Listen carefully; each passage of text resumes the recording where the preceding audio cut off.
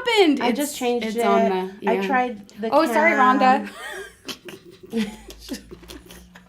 Guys, okay, like, listen. It's so why is it so hot? Thank you.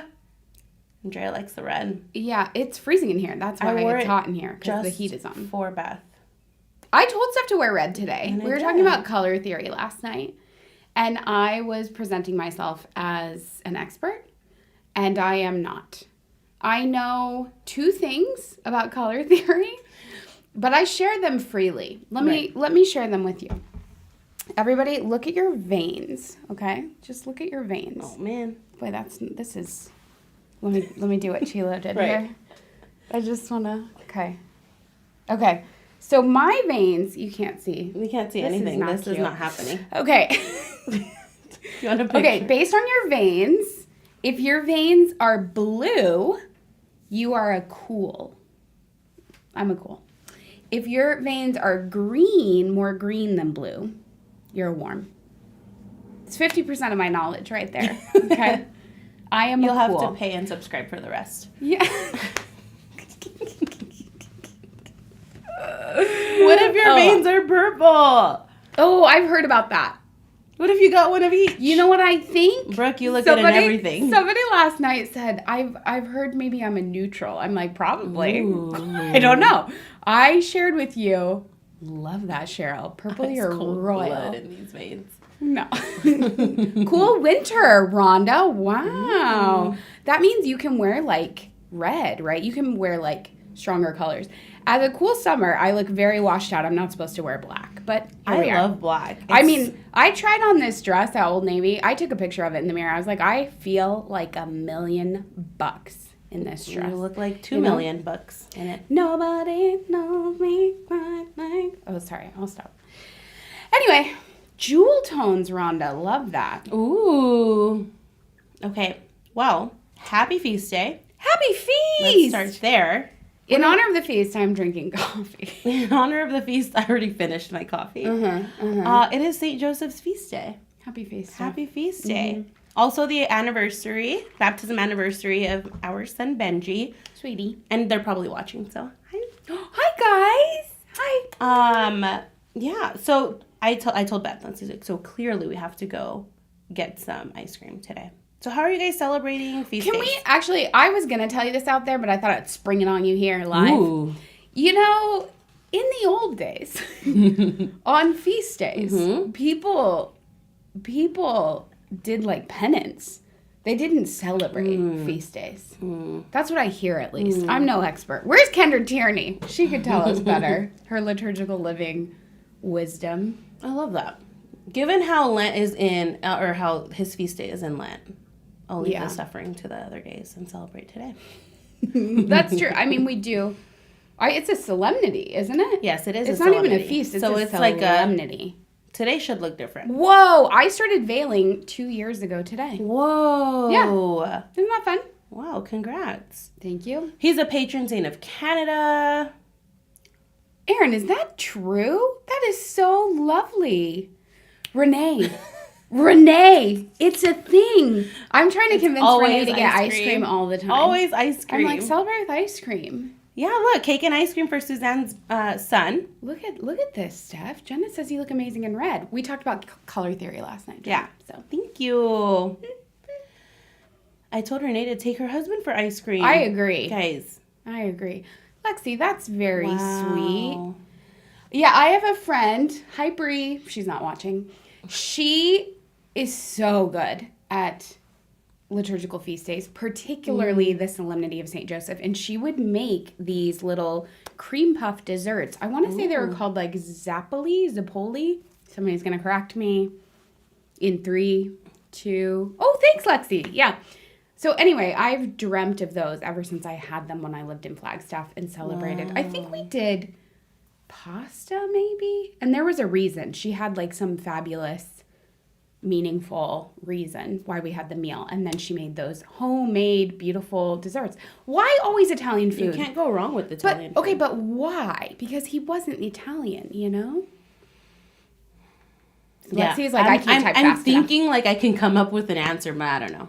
Yeah, I don't know. Are you just saying like always Italian food to celebrate because you love it, or? What am I going to do tonight? Gotta do I'm something. going to pray. I'm going to go pray. I'm going to make a holy hour. But you do that every day. How's today going to look different? I'm praying with the Sisters of Life. Okay, then that's amazing. I know. I did the consecration to St. Joseph for the first time this year. Linda, that's awesome. I'm celebrating by praying for my husband, my father, and all the men I know. That is so beautiful. Wow. I heard this, it was just a soundbite from a podcast, and it was talking about siblings, actually. But, okay, the language of it, I think, applies here. She said, how often are we praying for our siblings? Every day. Or are we praying about our siblings? Like, about what's wrong with them, or why they need to change, or, like, the tension in our relationship. But instead, we need to be praying for them every day. Like Steph, of course. And I feel that way about the men in our lives. Like, are we praying about the things going on with men, or are we praying for men? Can I tell you that Mary was Mother the one, of Jesus. Yeah. Blessed Mother. Queen. Virgin, most. All of those. Yeah. She was the one that helped me or nudged me to start praying for my husband instead of praying about my husband. Wow. And it wasn't even a direct, like, petition that I wasn't like I was bringing him up. Yeah. You know, all the time. But I remember like, it was he just needs like, it. yeah, like, this next rosary will be for him. Even though you're grumpy. And it was like, I didn't think that I can, like, stop being grumpy in that moment. Yeah. And then it just turned into, like, this compassion. And I'm like, wow. Wow. Total grace. Yeah. So, yeah, definitely felt tons better afterwards when I realized, like, I wasn't praying, like, in spite of how upset I was or whatever. I was praying literally for him. Classic Mary. rosary. Yeah. Classic Mary.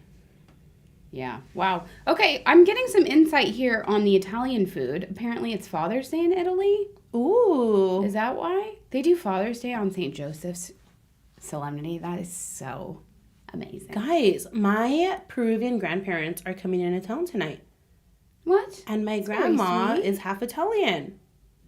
Steph, this is color theory. These comments are blowing up about you in red. This is what I'm saying. Thanks, friends. I've always been scared to wear red. I've started praying for my ex-boyfriend because I know the struggles that he has in his life, and it's not about me. Wow. It's very kind. Yeah.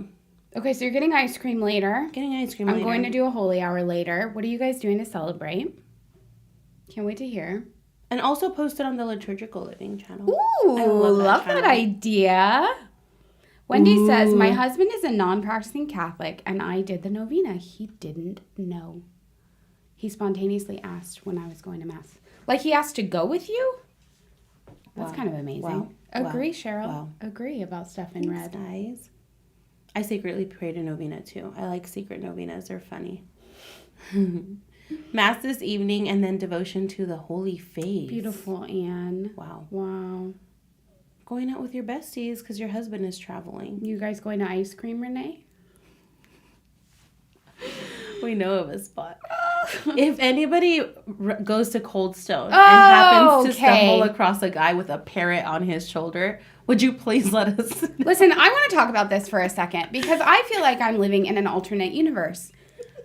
Or I am 80 years old and I have just become that man in the movie Up who is like upset about everything. I didn't see it. You never saw Up? I started and I fell asleep. What are you talking about? Anyway, Aubrey, get on this. Okay, I feel like I'm becoming this like crotchety whatever. These young kids, I don't know. You got to put your thumb away. You can't do thumbs up. Oh, sorry.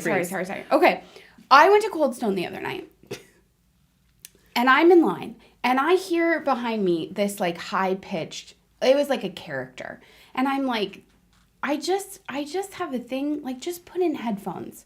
If you're playing a video game, if you're watching Reels or TikTok, like, just put in headphones. You know what I mean? Like, I'm not watching TikTok. Like, I don't want to hear it. And I'm like, wow, this is like a lot. It's like ongoing. So I try to like casually turn and look around, and there is literally the person behind me in line has a bird on their shoulder. And they are speaking to this bird as though it is a customer at the Cold Stone restaurant. They're saying, do you want some ice cream? What kind of ice cream do you want? And the bird is going... The people are literally going to feed this bird ice cream. And I'm like, I took a picture. I literally took a picture and I left a voice memo for Jenna and Father Parks because I'm like, you are not going to believe what is happening here. I am a customer in front of a bird, in front of an actual bird. And I'm going to do an impression of the cutie pies working at Cold Stone. They're scraping the ice cream and they're going, whoa. They're going, whoa, that's crazy. And I'm like, this is unsanitary. This is unsanitary. Why are you bringing your bird in here? And Steph's like, maybe it was an emotional support parrot. I am calling it. Do you know what I mean? Can we stop pretending that this is a thing? Like, this is unbelievable. This is not. You guys, I'm telling you, and it's funny. It was not funny in the moment. I'm like, first of all, that's very unsanitary. I feel like birds are very dirty. Isn't that true? They literally, their cage is their litter box, for lack of a better word. Wow. You're putting it on your body. You're kissing it. You're kissing this bird and sharing ice cream with it. And then what if this bird just feels the freedom to flap its dirty wings around the store and wants to taste test behind the glass all of the other flavors? What if you get your ice cream and it lands on you? It just goes in for a little taste. I was so upset about it. I am like, what is happening? Also, can everybody stop wearing pajamas in public? Like, I am getting so old. Why are we... My Lyft driver who picked me up from the mechanic this morning was wearing a silk bonnet. And I'm like, sir, why?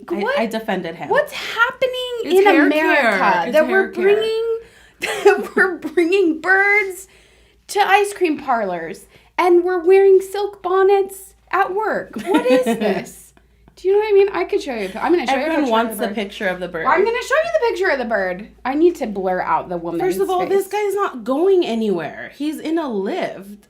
He's not technically... You are in his space, technically. Okay, I am paying a heck of a lot of money to be in his space during rush hour. You know what I mean? It's public, a.k.a. his car. Unbelievable. Also, don't get me started on Lyft. Like, if you're going to pick me up, if you're going to claim... If I have to pay a lot of money... Oh, my gosh. Like, could you get this car detailed? Like, I might as well pick people up. You know what I mean? Beth. I'm going to just start charging people. Where's the bird We should, picture? like, do a Lyft, but, like, evangelize. Did I delete? Oh, no, here it is. Oh, my gosh. I'll show you. There. I'll get the woman out of the picture. Can you see this? You guys. That is too much. Look at the Cold Stone in the back. Can you even handle that? Yeah. I didn't want to talk to him. I wasn't feeling it. Anyway, I'm turning off the heat. I'm getting fired up. Steph, what are the people saying? They're saying that they can't with you. Oh, I was totally envisioning a giant macaw, but still. Yeah, I told her, I said, you never know. It's like 2024. It's probably an emotional support parrot. The heat is off. Thank the Lord. It's a little steamy in here.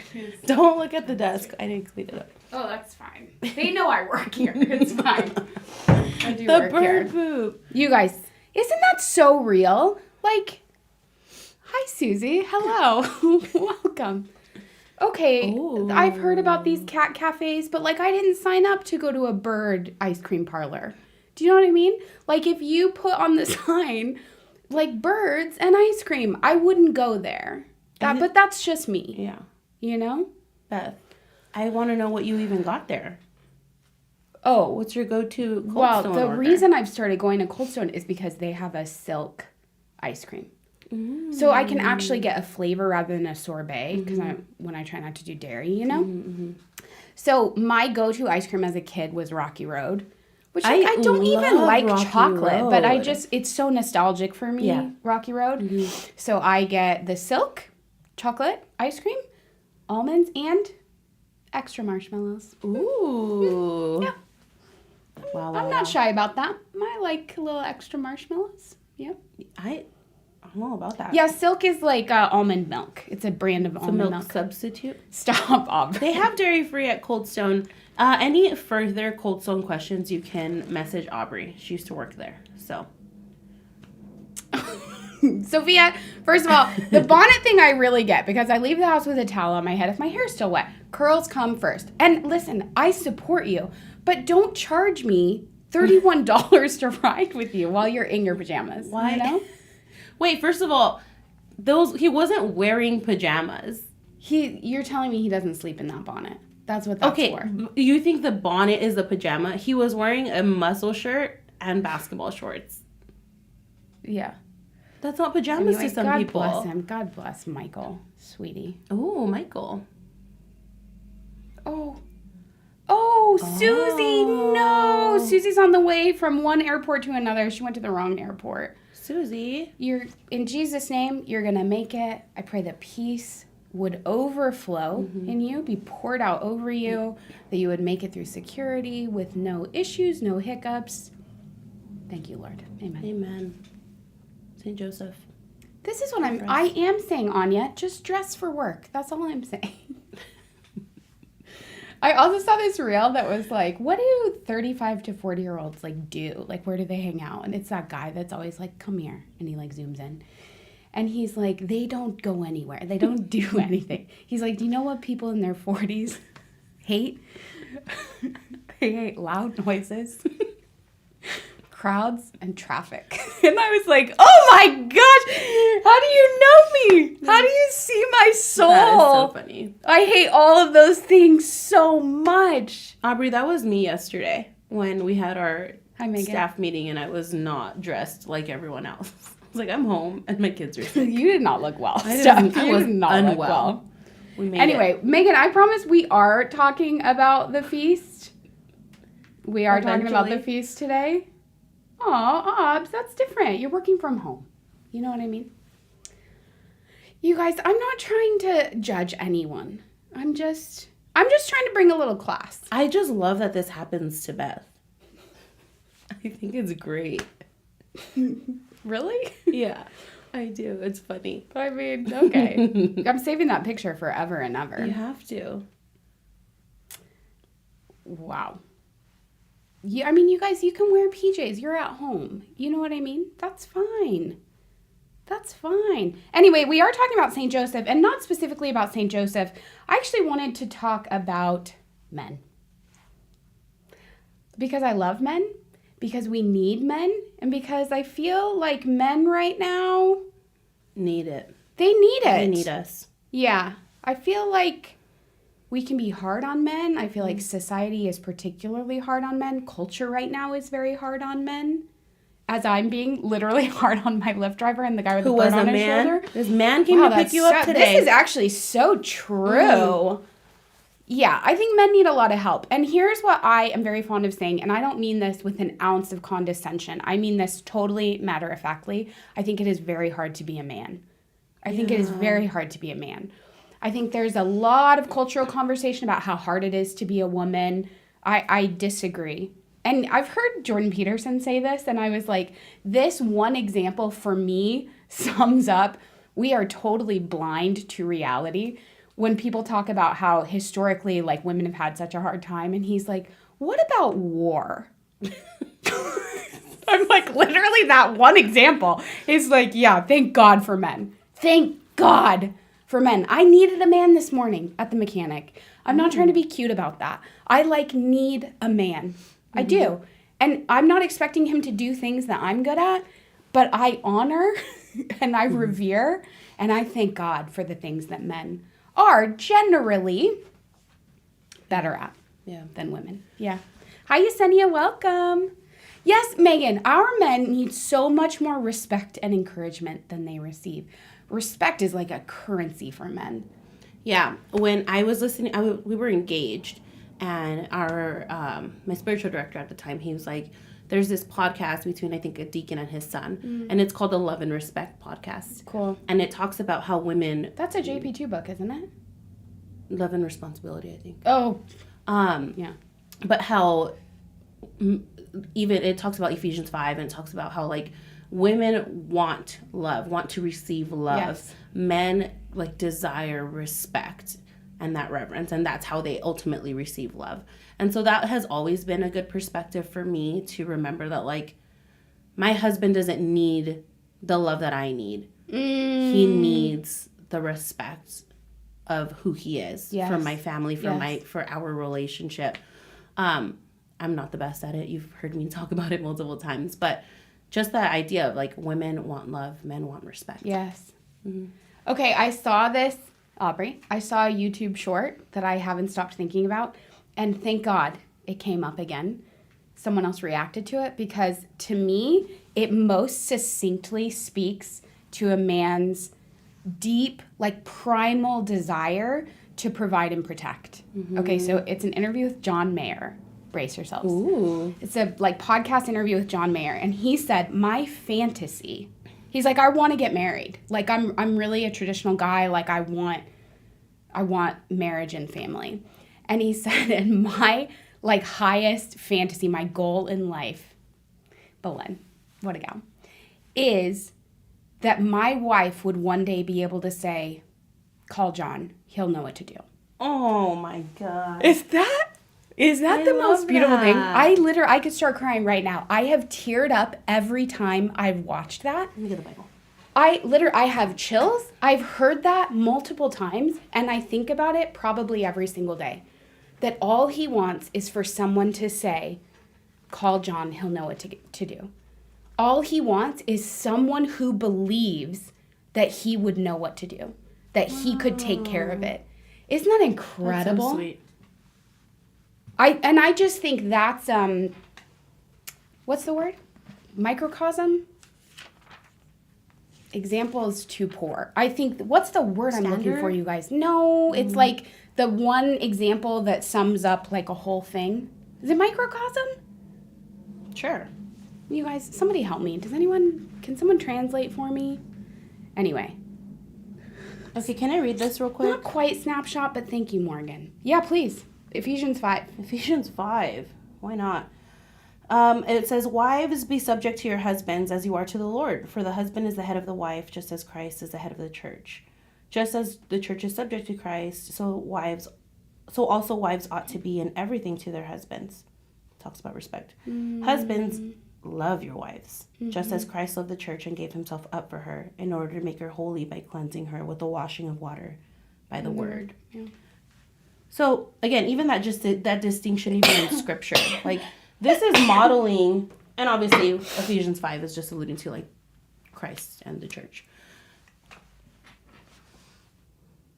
But I think that this is for not just for married couples, like this is for all of the men in our lives and the men that we get to encounter. You know, like we are surrounded by good, holy men that don't need, that they need our prayers first and foremost. They deserve our respect. And not in the sense of like, oh, this poor guy. Like, you know, like we honor them for who they were, for who they are. But I think that we also need to, this is something I struggle with, is that I always think my ideas are better. And so Steph, respecting a man, it's not to say like, let me show you how you can do that better. As if I were to have insight on what it takes to be a man, you know? And totally. I think that's why I'm so like put off by this like new idea of feminism is that I never feel like I need to put anyone down to make myself feel better. If anything, I want to encourage the people around me. And I even think about my sons. Like, I would never want someone to make them feel less than or feel like they are not needed or not valued or that they are incapable of filling any void or any role that they are very capable of. So I think it's a touchy subject, obviously, because we've gotten to the point where we think that empowering women means discarding men. Yes. And it's not the case at all. Okay, Megan says, I've been on a journey, especially interiorly with my husband the past few years, to find ways that I can let him lead and say yes to him that I would naturally want to influence or control. the fruit of it has been so much love, including his ability to cherish me and my ability to receive it. It's so true. Megan and I were just talking about this yesterday in a different context, that when we choose to like honor, respect, seek out like a man and like honor him by our openness to his way of doing things, or choose to serve, basically, that it's not so heavy. But when we're like in this battle of trying to like compete and win out, that's where the tension and the frustration comes. Jean, I loved your comment. I think you're talking about in regards to what John Mayer said. If Eve just said that, Adam, what do you think we should do? Can you imagine? I need to say that. I think that's like a deep reflection. Wow. Like, she didn't turn to him. She didn't value his... And, you know, there's so much nuance, and I'm certainly not a biblical scholar here. Wow. He could have taken initiative. So many things are not on the page, you know? But imagine that posture of heart. Like, Adam, what do you think we should do? Adam will know what to do. Yeah. Like, I'm feeling very unsafe, and something has been presented to me that's different than what God said to us. So what will Adam say? What would Adam do? Yeah. This past week, I was like really encouraged to set up a prayer corner in our room. Cool. And I'm very excited about it. It looks so cute. Like, I've never had a prayer space in my house. I've always said, like, I can pray anywhere, and there's just like religious stuff all over my house. Sure. But I think it was a Lent thing, like a nudge. Like, and we made a prayer corner, waking up early, going to that corner. And I asked my husband to hang something for me where I can like attach prayer cards. And he did it for me. He did it right away, and it looked really great. And then he got into like helping me organize the rest of it. And then at one point he's like, you could have totally done that yourself. You know you could have. Like, why did you ask me? And I was like, because I know you could do it. Yeah. Like, I knew you could do it, and it was nice to know that you were doing this with me instead of me just kind of having my own thought, my own plan. So isn't it just a relief to not have to do everything yourself? It is a huge relief. My goodness. It is a huge relief. But it's also like, I know that like he's hung everything up in our home. And yeah, I could figure out how to do those things, you know? So it's also almost like it's also like an encouragement to him. Like, I see that you can do this around our home. Yeah. So why not ask you to do? Like, I could have nailed that. It was a smaller thing. But I think in the sense like I just wanted him to be part of it. You know? Let's see. I'm often struck by how much it does for my husband when I ask his opinion on something or acknowledge that he does something better and can show me. Wow. Yeah, that's very good. Yeah, I've been working on a project with a man, and it has been very enlightening because I am coming face to face with how deep my tendency and desire to control is. My main point of frustration with this person who's a dear friend and like mentor, like I deeply respect him, is like, just do what I want you to do. And like, I'm kind of shocked at how deep this is in me. Yeah. And you know, that could be, some of that could be, I've just been single and like, you know, and I have a lot of autonomy in my work. It could just be some of those things too. I'm not trying to blame everything on feminism, although I think we probably could blame a lot on feminism. Oh, what does Lonnie say? Lonnie, I just want to sit at your feet this morning and always.